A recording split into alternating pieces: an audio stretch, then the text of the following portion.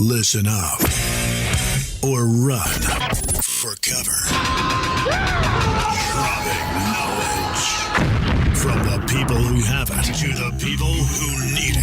The real Brad Lea is dropping.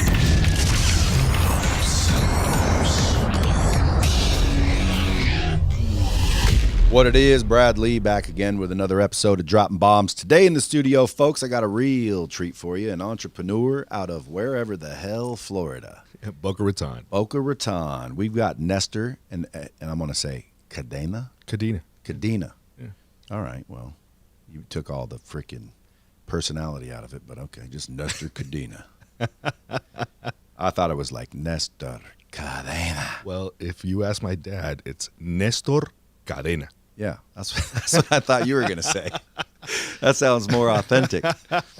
So, folks, if you haven't heard of Nestor, listen, that's because he's nestled away in a quiet little niche as a corporate aircraft mechanic / entrepreneur. You've got a new app you're developing. Yes, and a couple apps that I'm developing. Couple apps. This dude's an aircraft mechanic, but he's parlaying that into freaking just basically billion-dollar deals, huh? Pretty close. Hopefully. I'm telling you. Well, listen, I know one thing's for sure. Your Aviator on Demand or Aviation on Demand, that thing's going to work. You know why? Because I'm involved. There you go. And that's definitely a good idea. So, like, you were listening to this podcast when you thought of that? As a matter of fact, I was. I've listened to every single one of your shows. No shit? Every single one. All right. Every Folks, single one. take a clue. Hey, listen to every one of them. I've listened to every single one of them, and I actually, about 5-6 years ago, I was trying to figure out a way to make more money. You know, as an aircraft mechanic, we do okay, but, you know, we live in a really expensive city, you know, part of Florida. Sure. And I was like, well, shit, how do I do it more? How do I get my name out there? And I designed an app to get mechanics more business, you know. You could always go to any major repair station. You can always go to any manufacturer and say, hey, I need my plane worked on. But you're missing out on a lot of the experience. A lot of the guys like myself, even though I don't consider myself a great mechanic, but I'm not too shabby, you know. What's the difference? It's a huge difference. A lot of the old guys, do they tighten the lug tighter than a regular old mechanic? No, what it is, and what I think is from personal experience working at major manufacturers and so forth, major repair stations, they just crack that whip a little too hard. So good mechanics, great mechanics are like pound sand. Yeah, go fuck yourself type deal. Yeah, because dude, it's the one with the knowledge in that case. Like if you're flying a corporate jet or a private aircraft, you know, you're dealing with a lot of richies. That we are. And if the richies can't get what they need, you know, the price goes up. Well, here's the thing. There's a lot of demand. A lot. You think more so now? You think a lot of people are buying private aircrafts? Well, I'm not going to say no, but definitely the private ownership of airplanes has increased. As far as maintenance-wise, I don't know if it was because of COVID, but this year, I think we more than doubled our income this year alone. Damn. So it definitely has been busier. So you're a gun for hire. Pretty much. Yes, sir. Now, you were telling a story when I interrupted. I do that a lot only because, and by the way, if you heard every show, well, then you already know why. You got ideas. Well, yeah, I got ideas, and if I just sit here, I'll forget them. And when I take notes, then they're not relevant 10 minutes later. So anyway, tell me your story. Tell me what you were just saying. Do you remember what you were just saying? No. You said you developed the apps because people want to make more money. People want to make more money, so definitely. So the app in itself was a way to promote a qualified mechanic. Make sure that the mechanic has all their certifications. I mean, you can't just have a guy that works strictly on Learjets go work on a G550. You know, it just doesn't matter. It doesn't make sense. You have to have the experience, whether it be through OJT on the job trainings or go to school and develop it. You know, develop that experience through that. With that being said, the app, which is almost done, it's in work, will pinpoint mechanics based on your aircraft type and your location. So let's just say, OGC picks you up in his 550, something happens on the way there. Let's say you start to make a stop in Dallas. Well, he's going to look at the app, or his pilot will look at the app and go, okay, cool. We got 1, 2, 3. We have 3 individual guys, and we have 2 major companies in the area that can work on the 550. What do you want to do? And give him the option. Hopefully, he'll pick one of the guys, but it's the options. The options are there. The app will also tell, and not just mechanics though, cleaning crews. I could tell you experiences of late nights. I mean, it's 2, 3 o'clock in the morning. I'll get a phone call from a pilot, and they'll go, "Hey, Chief, somebody just threw up in the back. I need this airplane, fully detailed." I was like, "Well, it's 3 o'clock in the morning. What do you want me to do about it?" It's like, "We'll figure it out." So get on the phone and start calling people around. The app will give you that as well. That's nice. The app will also do, just like everything else, there's gas prices for the FBOs, type of FBOs. If you need something simple, whether it doesn't have to be extremely heavy maintenance, it could be just simple as a oxygen service or nitrogen service. Make sure your tires are up to date or whatever it is. Pretty important when you're flying. 100%. What happens if all of that maintenance doesn't happen? You don't fly. You're legally grounded. The FAA will shut you down. If they catch you without proper maintenance, yeah, they will. When these big commercial airliners have 6 people on the plane and they have to go to Dallas, the fuel costs more than the passengers. Mm-hmm. How do they make money? I don't know much about the big guys. I have no idea. You're just the mechanic. Yeah. Can you work on those big ass planes? I could.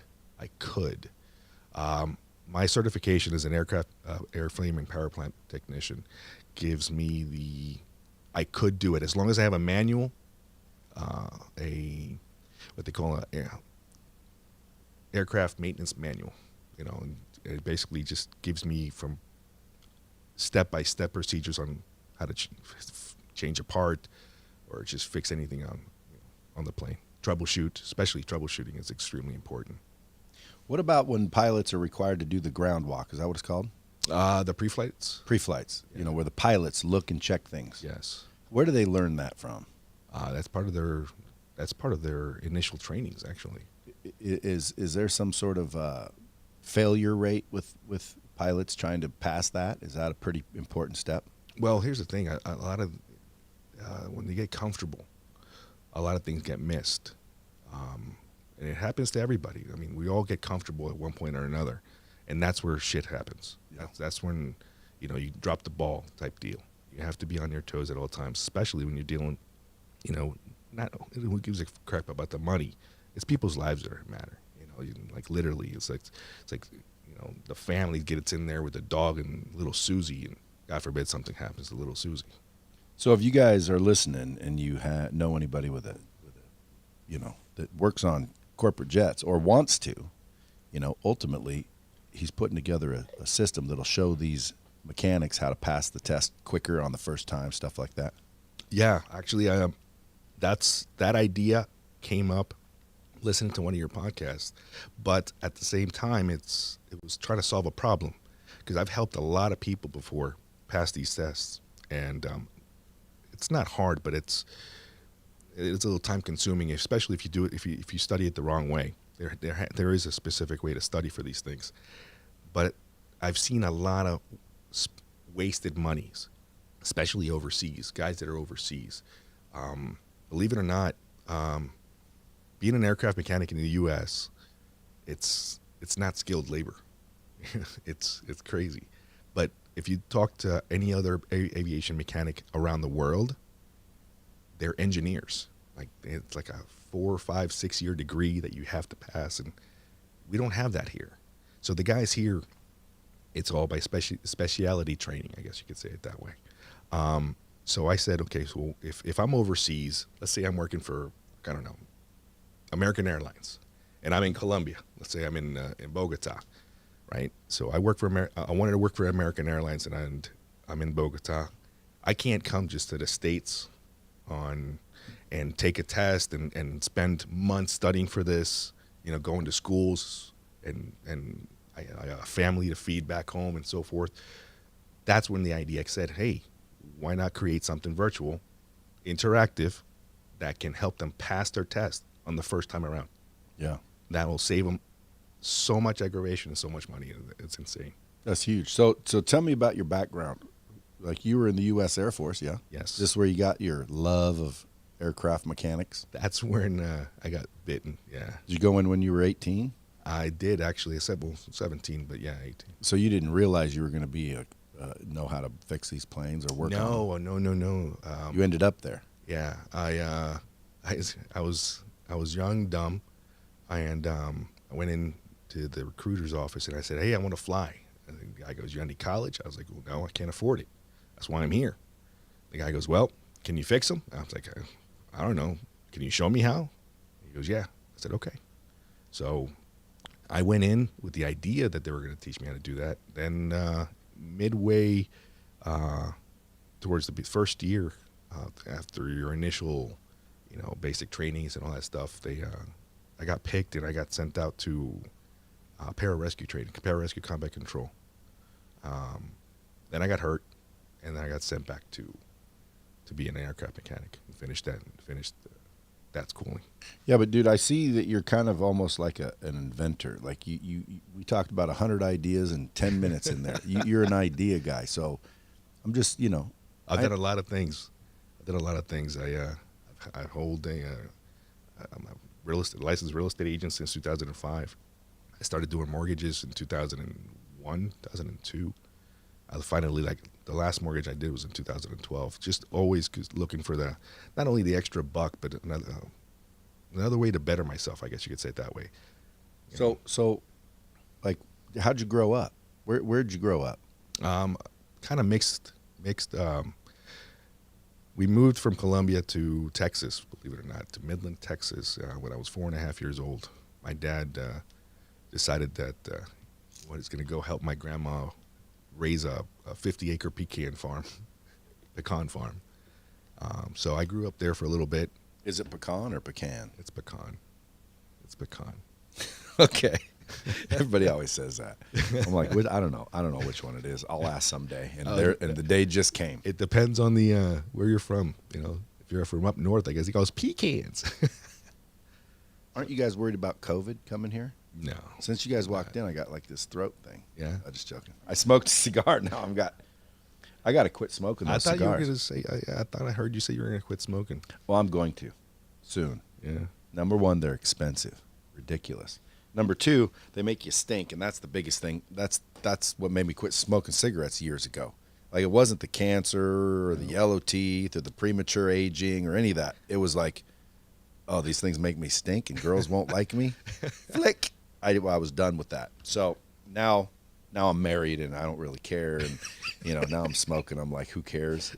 But now every time I go home, my wife's like, ugh. And I'm like, oh, shit. Yeah. But they're fun and, they're good. You smoke cigars? I do not. I used to smoke cigarettes many, many moons ago. So, dude, I'm trying to get the bomb squad to understand how to be, I would say entrepreneurial, but it's almost like you're looking for different opportunities. Recognizing opportunity is harder than most people think. So it seems to come natural to you, and I'm trying to figure out why. Was it your upbringing? My dad, pretty cool dude. He was, I think, one of my best mentors of how not to look at certain situations. The guy's always had great ideas, didn't do so well in life. But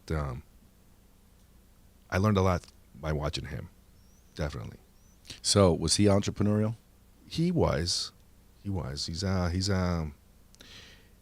retired, I guess you could say, dentist. But here in the States, he had a dental lab. So he's real fancy with his hands. Never really, I tried to help him out when I was growing up, but it's not my calling. I guess you could say it that way. If you could go back to 18, what would you change? I'd probably stick to real estate more. I'd stick more to real estate. I tried to buy a house when I was 17, right before I joined the service. And I actually did one of those infomercials. Paid $600, and 'cause I had 3 jobs when I graduated high school. I had 3 jobs throughout that my last year. So I worked at the Gap because I had cheap clothes. I worked at Albertsons, which is a supermarket in the deli department, so food was cheap. And I worked at a butcher block, part time also. So meats, I had pretty much all that covered. And I had a beeper that I didn't pay for because I used to barter discounts from the Gap, and then I used to do that. Lost my chain of thought there. Where did that come from? you said I don't know. You said your dad's a good dude. He started out and now he's got a dental lab. Yeah, he retired already, but he had a dental lab. So, okay, yeah, the house thing. So I'm trying to figure out what makes you like you're constantly looking for things to improve and to create an app for this, an app for that. Yes. You look at your background. You're in real estate. You're this. You're a mechanic. Like you're just like you got all these things going. What makes you that way? I don't know. Have you always been that way? I think so. Ever since you were a small child? I did door-to-door sales when I was 5. You didn't like sales? Oh, I love sales. Well, you're going to need to master sales if you're going to want to be in the world of entrepreneur. Yes. You got to be kick-ass at sales. It's almost a prerequisite, or just be naturally, passionate when it comes to your product or service. Now, this app, when it's delivered, how are you going to market it? What's it called? Well, I started off. Right now, I don't have a formal name for it.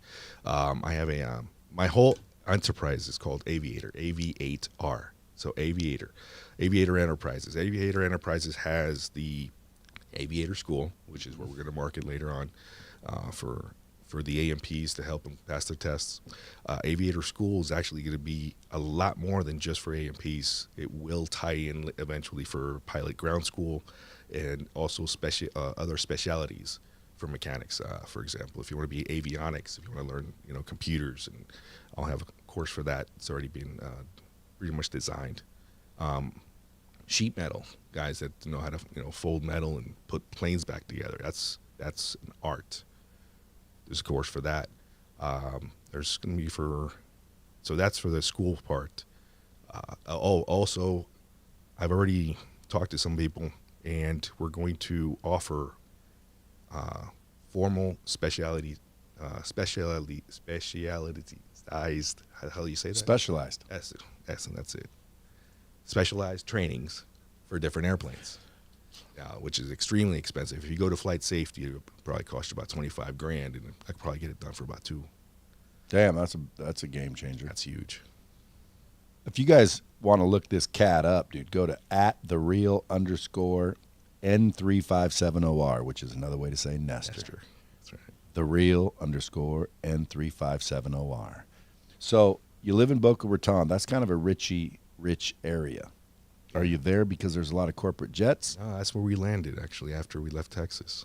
Is this where you landed? Yeah. In a nice, comfortable Boca Raton. Pretty much, yeah. Well, are you like a Richie? No. Oh. She said no. No. You want to be a Richie, though, right? No, but that, we are the, what is it? I don't want to say the poorest, but, we live in a nice neighborhood. Well, again, dude, what you're doing is you're starting. See, most people won't do what you're doing because they can't see the end result. Like you're saying this shit as if it's coming tomorrow. It's done. Yeah, like most people, they can't even get past what would I do to start. You're just starting. You're not rich. You don't have the money. You don't have a bunch of investors. You just see a need and you're filling it and you're taking action. And one day, dude, you're going to be back here. When I say you're a Richie, you'll be on your own jet. One of the hardest things is doing everything by myself because I write down. I think one of the best books I've ever read, well, besides the first one that I ever read, was Think and Grow Rich and How to Win Friends and Influence People. To the most I would recommend those books to anybody. Was actually The Miracle Morning. Hal Elrod. Yeah, that book right there, about 4 years ago, changed the way I did my daily activities 100%. Did he change? A little bit.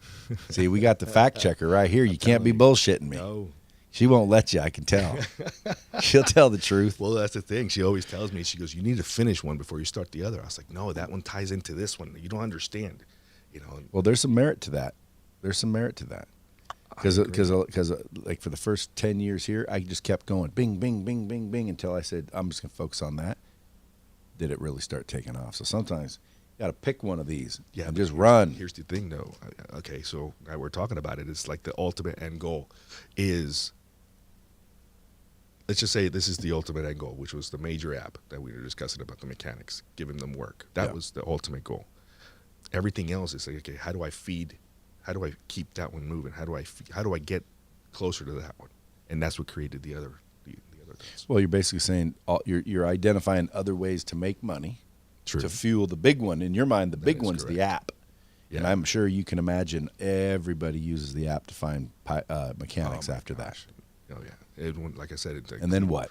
And then what? Let's say you reach that goal and it's worldwide and it's huge. Are you looking to sell it? What's your exit strategy? No, I want to sell it. That's what you're trying to do is build it up and sell it? Yeah. Do you know why they buy apps like that? No, I don't. See? You want a book to research that? Well, I mean, here's the thing. I mean, You don't want to build it like this and find out they value this. I know it's $1 billion idea. I know that for a fact because not only will I have full access to a database of qualified people. Well, full access. Shit, you built it. Well, here's the thing. If these guys need a job, I can find them jobs.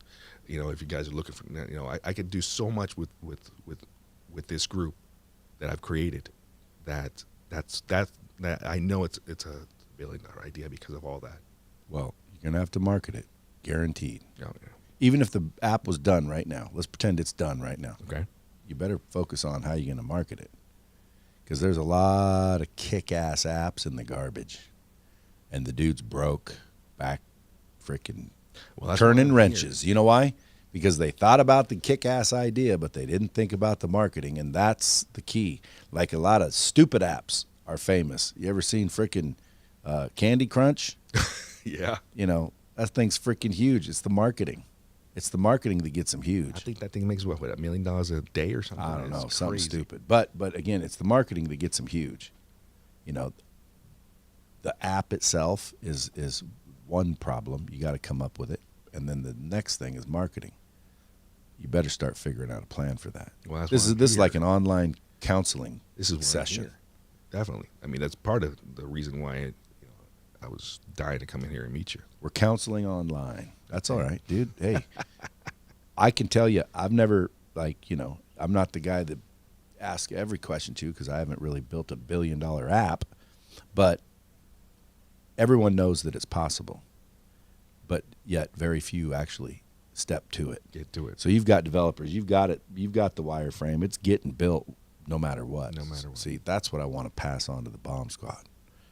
How do you find that kind of freaking resolve and or grit and or I'm just going to figure it out? Well, You're not worried about spending the money that you spent so far. No. You're not worried about flying out here to get on a podcast to get attention for an app. You're making all this investment without even knowing where you're going. yeah. Now, most people won't do that. Well, I mean, most people won't wake up at 2, 3 o'clock in the morning because I am in prior service, so I am VA. They'll pay me $1,100 a month to go to school. So I'm studying a bullshit degree that I don't need just so I can have that extra grand to throw into the app. See, that's good, dude. I wake up at 3 o'clock in the morning to fucking do all that. Yeah. Now, see, most people won't do that shit. You know that, right? Not a lot of people do that. Most people will not do that. You know what they'll say? Oh, dude, I can't get up at 3 a.m. And then that's why 20 years later, they're still going to be a jet mechanic. And you're going to be fucking Jeff Bezos's partner. Well, I mean, that's the thing. I do have guys that worked with me before in the past that I've actually helped build a little business in aviation, help them increase their credentials, help guys become indispensable at their jobs.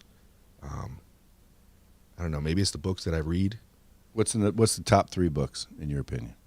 Well, I already gave you 3. Give me your top three. My top three. Like, man, these are the books you have to read. All right. Well, the first one is How to Win Friends and Influence People. Yep. That's definitely the Miracle Morning. And I would say the top three. The third one would probably be Kiyosaki's Fake. Fake, huh? Yeah. Never heard of that one. Robert Kiyosaki? Yeah. It talks about fake teachers, fake money. Really? Why is that so motivating?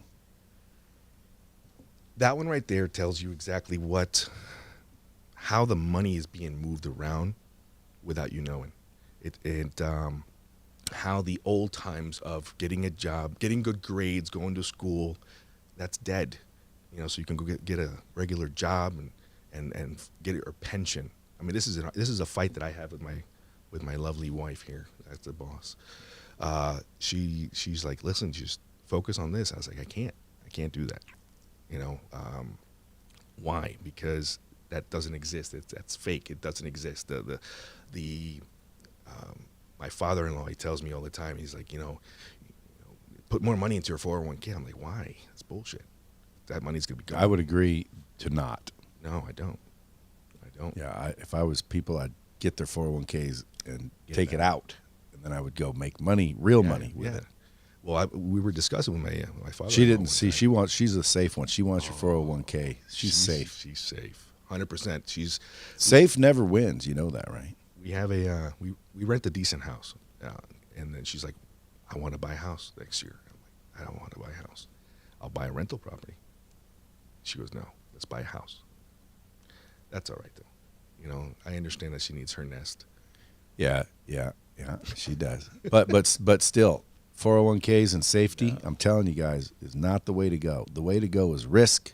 The way to go is, faith. The way to go is roll the dice, pull the trigger over and over and over and over. And when everyone's calling you a loser and everybody's calling you stupid and everyone's saying basically that you're going to end up an old man broke with no friends, because that's what they all say. Oh, yeah. You eventually crack one. And then because you go listen to all the billionaires and all the millionaires, listen to their interviews, read their biographies. They all took risk, period. None of them just safely became a millionaire, safely became a big billionaire. None of them. No. So if you're not taking a shot, if you're not taking the risk, you're going to end up comfortable maybe, but again, and that's okay with some people. You want to be comfortable? Get the gold watch and, all that. Again, because some people like, that's all I want. Shit, enough money so when I'm old, I don't have to work. Cool. But if someone is thinking bigger, dreaming bigger, and wants more, because, dude, my problem with being a jet mechanic is I'd want them fucking jets. Like, I'd be sitting there working on them going, who's this? I'd be like, who owns this? I actually have on my dream sheet, my wall, I have a G600, 650 with my name. Is that the best one out there? No. What's the safest one? Ooh. Like, if I'm looking for a jet right now, what should I be looking for? What's the biggest value, the most safety, all the things. Like, if you were going to buy one right now, which one would you buy? And not like if you're a billionaire. Money's not a problem. No, money is an issue. Money is an issue. Well, yeah, dude, I'm not a billionaire. All right. Well, yet. See, I don't even want to put that in the universe. I'm a billionaire waiting to get paid. So there you go. So right now, money might be a little bit of an issue. Well, where do you want to travel to? I mean, just in the continental U.S. for now. Only in the U.S. For now. You could probably get away with Challenger 300. Is that better than a Gulfstream 250 or whatever they're called? G2? The G2, it's not bad. What's the best? I would stay with a Challenger 300, 350. As a mechanic, you would say that. Yeah. For safety. For everything. So a Challenger 300. What then? I'm sure there's a 600 and an 800. So Challenger's the brand? Yeah. Well, it's Bombardier makes it, right? The name is Challenger, and I would say I think the 350 is the newer. So Grant's G550. Yeah. What's the equivalent of that? That's like you would have picked that over the G550. Well, you said continental U.S. You didn't say overseas. Okay, overseas now. Okay. Grant's 550 is not bad, but what's better? More bang for your buck? More bang and safer. Like, in other words, are they all pretty safe? Like, it doesn't matter. No, they're all pretty safe. So they're all safe. Yeah. There's not one dropping out of the sky more than the others. No. Okay. So and again, dude, the only reason I'm asking is because, like, I'm trying to figure out what is. I know there's a business jet. I know there's a Falcon. I know there's a, Gulfstream. There's Citations too. Citation. Yeah. But Are there big business jet, Challenger business jets? yeah. And you said Challenger was Bombardier. Bombardier. Interesting. Embraer has the Legacy line. Those are really good as well. What about those little personal ones you see coming, like the Honda? That's pretty cool. Yeah, I haven't worked on one yet. Or a Citation Mustang. They're like 1.4 million. Well, here's the okay. So no, the Mustang's not bad. But I would if I in that market right there, in the 2 to 3, I would probably choose an Embraer, a Phenom 300. That's it's a single pilot operator. It seats 6 extremely comfortable, and has a real lav. What does it matter? What does it matter about years? So, like, if I bought a 19, because there's 1992 models flying around. Oh yeah, What's the difference other than, I mean, like, they're tired. but stability wise, are they just as safe? You don't want to buy anything. They are just as safe, depending on what you're using it for. Here's the thing. I mean, like, Dude, to fly around. last week, yeah, but What else would you use it for? well, a lot of people use them for charter. No, I'm not looking to charter. I'm looking to Just- well, I'd charter when I'm not flying around. The reason I haven't bought a jet, other than their ridiculous amount of money, is I don't fly enough. Like, to me, you warrant a jet when you have to be 5 cities in one day and it's just not possible flying commercial. You get a jet, or you make stupid amount of money, and why not fly private? It's wonderful.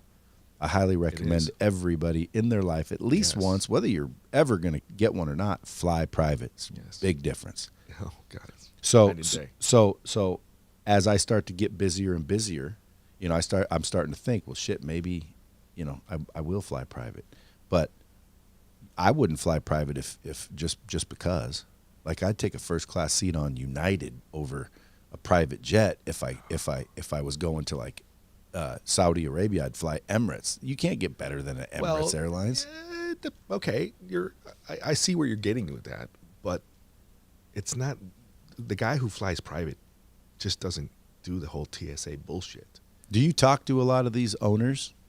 I talk to a few, yeah. Do you ever take that opportunity to, build a relationship? Yes. Who's the richest dude you know, personally, that you can text? Actually, Any of the jet owners? no.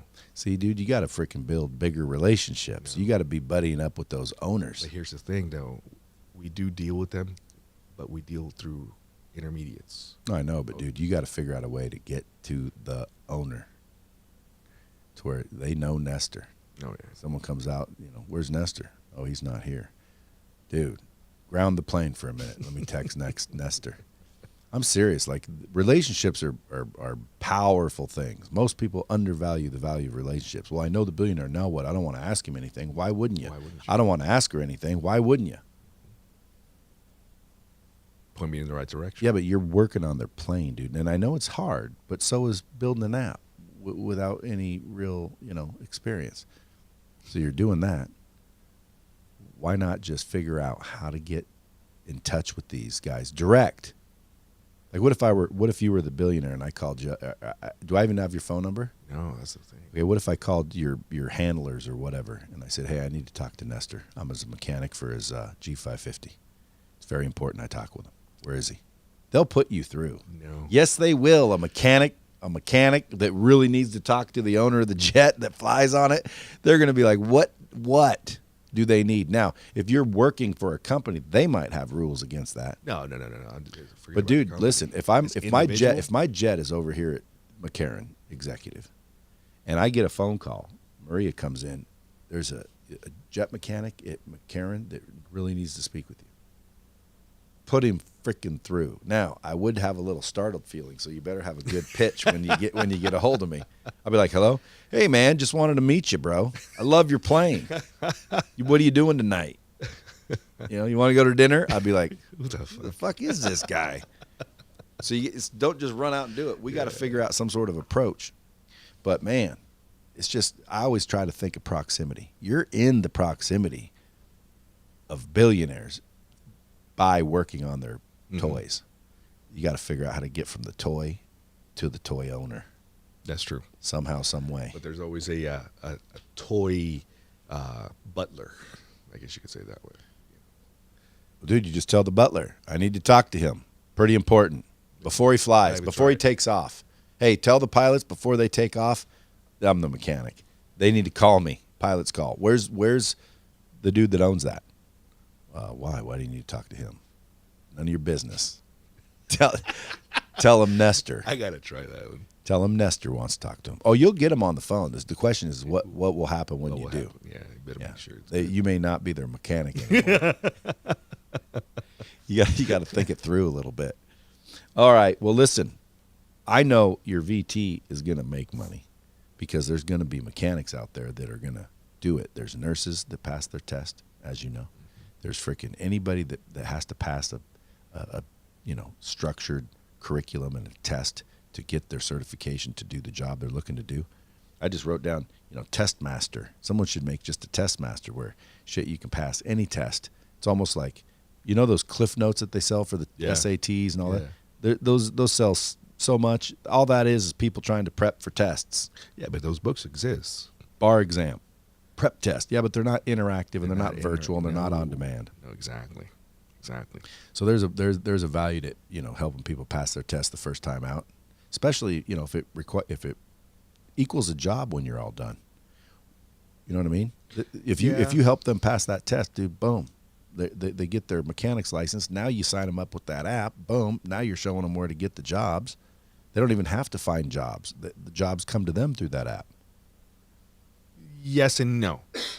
Yes and no. How no? Because the person that goes through my course is somebody who's already. I can't take currently. It's in process. I will in the very near future, but which would be another VT. But the guy who goes through my course right now is a guy who currently is working on airplanes and doesn't have his certificate yet. That's key, all right? Because you make more with certificate. Yes. That's night and day pay, 100%. A guy who you're looking at either a $20 an hour guy or a fucking $50, $60 an hour guy. But then again, it goes through experience. Once again, what are you experienced in? So let's just say a guy has been working on, and I know a ton of guys like this that are quality wrenches. They come in and they have experience on 2 or 3 specifically good airplanes, and they don't have their certificates. These are $20 an hour guys. You can send them out all day, expect the job to get done. You go out there, inspect their work, quality. That's it. Now, then you also have the guy who's just going to school, go get a certificate. He's still as dumb as a box of rocks. Doesn't know anything. You really got to babysit those guys. So no, to go from the 20 to 50 or whatever it is an hour, it takes time to build that knowledge, which is part of the other part of the training that I was discussing earlier. Getting them in and getting them certified on different types of aircrafts. That's quality. Because even though there's different types of knowledge. You have learned knowledge. You go out there and you learn it. And then you have your doing knowledge. I guess you could say, I'm doing it all the time. I'm doing it all the time. It's just second nature to me. And then you have the third one would be your teaching knowledge. I mean, you know it so well that you can turn around and just pass it on to somebody and help them get better. So I'm working on number 3 right now. Dude, it's going to be fun watching you either blow up or crash. Oh, this would be fun. You're not going to crash, though. She's not going to let you crash. I have a feeling she's the one that has to every once in a while because I think everybody starts to get a little bit discouraged, especially when they're thinking as big as you and it's taking a little time. And then you're like, shit. And then someone says, dude, you can do it. Snap up. Let's roll.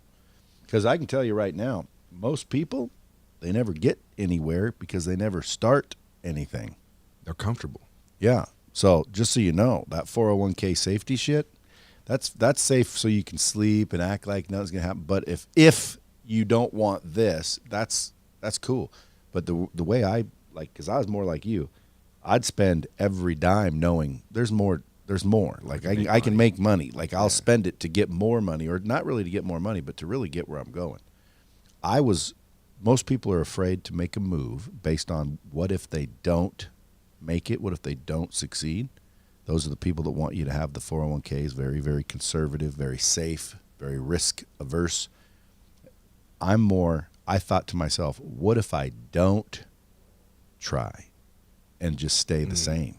What if I just stay normal?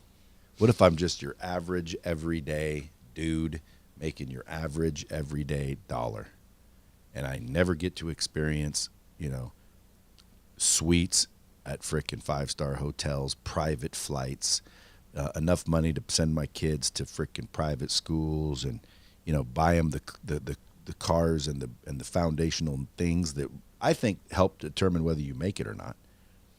If someone would have bought me a car, I wouldn't have had to go get my own. Now, someone says, well, yeah, but those people get spoiled, which there's scientific proof of that.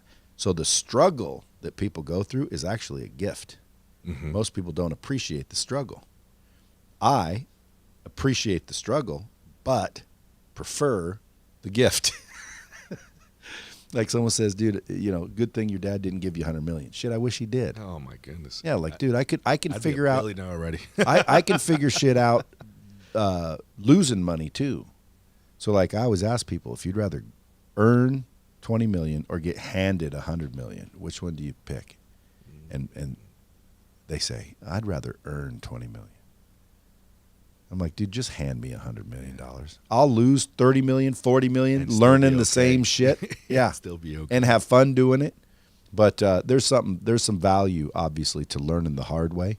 But, Speaking of that. Well, you don't have to do it anymore. Like, there's people that have already learned, they've already burnt, they've already crashed. They already know if you don't do these things, you're basically going to crash. So learn from other people. Take their experience and make it your own, to where you can avoid delays and challenges and upsets and setbacks that they experienced for the purpose that they didn't know either. Like, dude, if and when you achieve this app and all of a sudden everybody's, knows your name, and you're like, or maybe no one knows you, but you're just loaded. Someone's going to say, dude, how did you do it? And you won't even remember days like this, times like this. You're just going to think back and you say, I just did it. And then I just went to this. And then I just went to that. But there's going to be all these things that you should have done, but you didn't, and did that you shouldn't have. And all those are those nuggets. I actually have on my phone, every time I think of something and any ideas, I don't want to say it's a formal book, but it's definitely chapters for a book. My son is 17 years old, and I've been talking to him since he was 8. I've been talking to him like if he was an adult since he was 8. This is my mistake. I did this, or I did good on this, and So I started taking notes, and that is what you're saying is insane, because everything that I've learned by watching people fail. And even though, let's say I've crashed and burned a whole bunch of times on other business ventures, I've blown more money than I think I've ever earned, but just it's by doing that, specifically by watching somebody goes, hey, I saw how you did that. I think I can do it. Let me jump on it. So if someone's just even before where you are right now, they haven't even started, what advice would you give them? Okay, they haven't even started school yet? No, they haven't even started anything yet. They're just dreamers. Okay, well, tell them to join the military first. I get a lot of guys. I got about 20,000. Don't follow Nestor's advice, folks. I got about 20,000 followers on TikTok, and a whole bunch. Hey, how do I do what you do? I said, go join the military first. It's a good boot camp. Listen, what teaches you discipline, and discipline's required. That's it. That's 100%. It teaches you how to be a man, how to grab your balls, just go do it. It's not about go killing somebody, and if you want to be like David Goggins and run 100 miles, you know, I don't think he could have done it without going through all the struggles that he did. You know, being a PJ or combat control and then a Navy SEAL. Literally, the military will teach you how to live, you know, how to be independent, how to be a leader. Even though you're just a number, you're just a tool. It'll also teach you a little bit about, actually a lot, of the whole team playing, how to work within a team. But giving back, I guess you could say it, not just be me. The military, you're serving a purpose. It's not about the money. Once you're done with all that training, then go out and figure out what it is you're going to do with your life, whether you be a lifer or be like me, get out after 4.5, 5 years and then see, okay, what's next? And are you planning on just hammering towards this app, this VT, this school, or bust? Yeah. What does she think about that?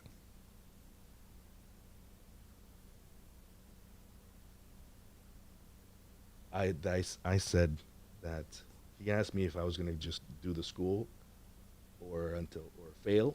The school and the app are bust. Like, in other words, I'm getting it done or I'm going down. Going down in flames. And by the way, he... Huh? Keep going. he I got so much into this.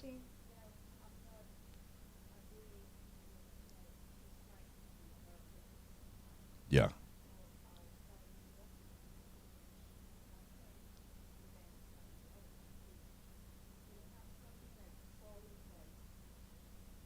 Foundation.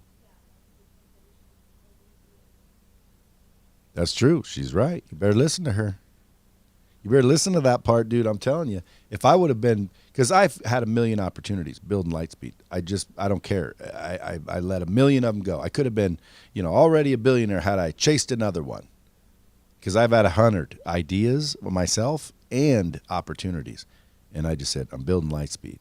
So now that Lightspeed is built, now I have different things starting up, and now there's that solid foundation. If I would have tried to chase them all, I may have not caught any of them. Just so you know. Now, again, I'm always about the risk, and hey, run with it if you got the wherewithal. But focusing on one thing at a time is something I would suggest you do. I agree, but what I'm working on now is building the brand of the Aviator brand. That's a cool brand.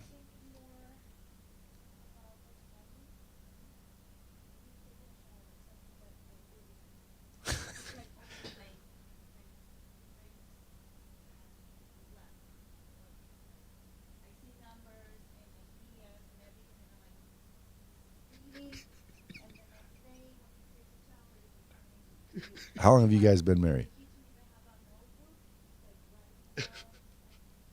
We've been together now for 23. We've been together for 23 years. See, that nowadays is a freaking something to celebrate right there. Yeah, we've been married, 17? Well, it looks like she knows you pretty well. But like I pegged you. You're like a dreamer. You're like a freaking, you think big, and I'm telling you, that's all most people are. You've added the get her done.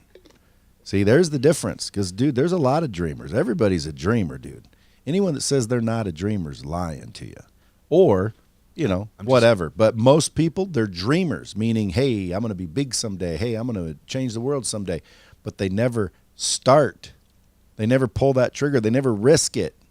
Now, sometimes it could be because they have someone in their ear going, don't risk it, don't risk it. And a lot of times it's your mom, it's your dad, it's your freaking wife, it's your freaking husband. It's somebody next to you going, dude, don't think that big, dude. That's crazy talk. And those are the people that stay right there in the average world. So that's what I'm saying. I'm afraid of being mediocre. Well, dude, there's some truth to that. So you should be like, let him go a little bit, because, dude, without the action taken, it's just talk. So, focus on one thing. That's good advice. But get that shit moving so you stay focused, because what happens is you get diluted. Like yesterday, the guy was walking out of my building with our vending machine. I had a vending machine put in for the employees. And I see him on a dolly moving it out. I walked up. I said, "Where are you going?" He said, "Oh, he's shutting down his business." I said, "Are you serious?" He said, "Yeah." I said, and then his buddy that was helping him move, he said, "You want to buy the machine so I don't have to move it? $500. Oh. And I'm like, $500? You know, it's a vending machine. I'm like, well, sure, but like, you know, do you have more? He goes, yeah, I have like 5. And I'm like, that's all you have is 5? He said, yeah. He's spending the day or two going to get them all. And I said, well, why don't I buy them all and keep them there for $500? I said, and just leave them where they are. Tell me where they're at, and you know what days you fill them. Matter of fact, is your company debt free? Is it just a vending, you know, refill and collect the money? He said, yeah, there's no debt. And I said, why don't I just buy the company? That way you have nothing to do. You just go home. I'll transfer the bank accounts. I'll do it. You don't have any liability. He's like, nope. And I literally bought his company for $2,500 in 10 minutes. And I'm like, now I'm in the vending space. And I even thought to myself, I don't want to chase too many things. But see, those kind of things, it's already in existence for 8 years. It's already making money. The machine just needs to get filled.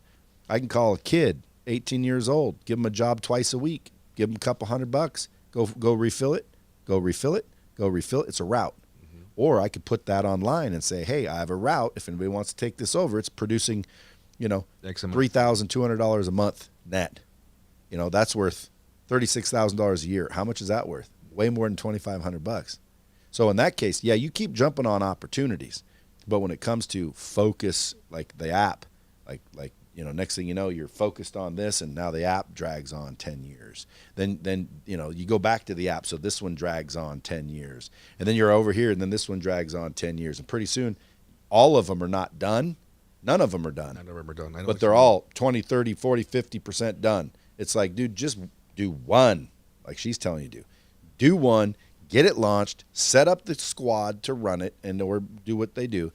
Then go grab another one. Because it sounds like, dude, you're like a freaking serial entrepreneur disguised as a mechanic. I have said that about myself. The Aviator logo, the brand that I'm trying to create, besides being the school and all the other options, that's primarily the main purpose of everything that I do. That's the main purpose why I wake up at dark 30 or go to bed at dark 30 working on planes, or I wake up early and, I don't know, take a bullshit course online, just, you know, and that's the app. I call it the app, but it's the brand, the Aviator brand, because if I can help guys become pilots, become mechanics all around, I can help them eventually throughout the course of their profession, of their career. I can always be there and guide them and hold their hands, help them with jobs. Or, you know. Why is that important to you?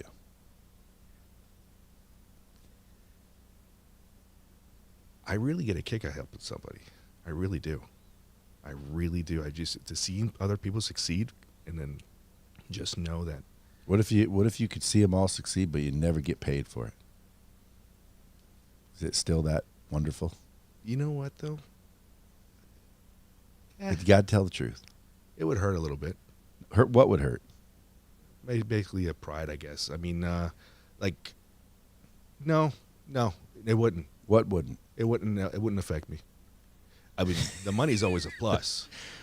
Well, listen, let me just tell you. The money's always a plus. Like, if someone asks me, Brad, you really want to help people? And I'm like, yeah, because, you know, you do. You want to help people. But if someone said, look, you can help the whole world solve hunger, but you won't make a dime. Of course, the whole world, no more hungry. I don't need anything for that. Boom. But when I'm like, let's say Uriel, you know, he wants me to spend hours with him, turning him into something so he can go make money. If someone said, you can help him and he'll get better and you cannot profit from it, I would say, no. No, I understand. I'm that. profiting. Yeah, no, yes. I mean, there's always something, you know, whether you it have be a to. commission or a You kickback have to. or I don't like calling them kickbacks, but yes, I understand that. 100%. Dude, you ever heard Jay-Z? He said you can't help the poor being one. Oh no, fuck that. Yeah, that's true. So like, dude, you need to get rich. It needs to be like a goal to get stupid, filthy rich, and then you can really help people. Because sometimes, dude, old pat on the back, a nice comforting talk. No, Ain't doing shit. You need $50K. Well, guess what? Here, boom, $50K. I just bailed you out of a big problem or gave you the seed money to actually change the world. Financially is sometimes more important than the sage old advice, old lessons from the fence post. My grandpa used to tell me, serious. But who knows, man? I see you making it. If I had to gamble, I'd say I see you making it big. If I were a gambling man, and I think you believe so. I know so. And I think she hopes so. But I think she also believes so. But it's been a while. Like she's like, okay, how long's it been? 23. You've been saying this shit since we were married. Like, let's go. That's what my wife always tells me. I go to work. The other day I came home. The house was a little bit kind of destroyed. Actually, I'm going to say my ex did this because my wife told me quit bringing her up. So I said I'll say it's my ex from now on. So I got home, my ex was there, and the house wasn't really picked up. I said you've been here all day. Why would the house be a mess? She said, where have you been? I said at work. She goes, then why aren't we billionaires? I'm like, touche. So at the end of the day, you just got to keep doing it, man. Keep putting it in there. Keep believing in yourself, folks. Bomb Squad's listening. Keep believing in yourself. That's the lesson for today. Keep believing in yourself and take action. Because, dude, you're taking action. Yes. You believe in yourself. That's all you need to do. I always tell people, it doesn't matter who says you can't unless it's you. Because if you think you can't, boom, you're screwed. Now, last question for you. All right. Would you rather earn $20 million or get handed 100? No, I get handed 100. That's right. See? Mission accomplished. Folks, listen, go follow him at @thereal_N357OR. If you guys are wanting to be a mechanic, get your they can DM you right now. You can help you help people now. It's just not virtualized yet. Correct. It's going to be soon. But follow this dude's journey, man. Share this podcast out. There's somebody out there that's a dreamer that needs to hear what we said. They're just dreamers. They need to take some action. And again, you don't necessarily have a plan, dude. You're literally I'm winging this day by day. Yeah, but you're literally like normally, dude, I don't have people on at your stage. I have people on when they've already. Then I'm like, how'd you do it? How'd you do it? But what's funny about this one is, dude, this is what they do. I have the same story. Everybody I know that got freaking big and wealthy has the same story that you're in right now. They didn't have a plan, man. They just did it. They just figured it out. They had to deal with the struggles. The wives got pissed. The husbands got pissed. It happens both male and female. Yeah. But ultimately, go look at these multimillionaire, billionaire types and look at their stories. And, dude, you're in the middle of the struggle. Right now, you're in the middle of the struggle. And actually, it does bring me a smile. Now, well, I was going to say, go listen to Gary Vee. He says that is what you're doing it for. Yeah. If you're a true entrepreneur, in other words, you could have the billions, dude. This is what you're made of. Like right here, this is what you enjoy. The struggle. Well, what's funny is that I've thought about it. My son, he's like, Dad, what are you going to do when you cash out? And I'm like, fuck, I don't know. I got to build something else. I got to work on something. How old's your son? 17. 17. Do you inspire him to try stuff? All the time. Yeah, see, and that's worth something. Like my son the other day, frickin', it's Halloween, it's COVID, so him and his buddies, they weren't going to let you have a haunted house. So he said, why don't we get some golf carts, rent a warehouse, make it haunted, and just drive people through. They did it. He showed me his ticket sales, dude. It was over $1.5 million. Wow. For a haunted house here. Yeah, I'm like, dude, that's my boy right there, little entrepreneur. That was awesome. So anyway, folks, thanks for listening. Share this out. Make sure that you hit the subscribe button so you know when these drop. And until next time, keep it real. Dropping bombs with the real Brad Lea. Subscribe now.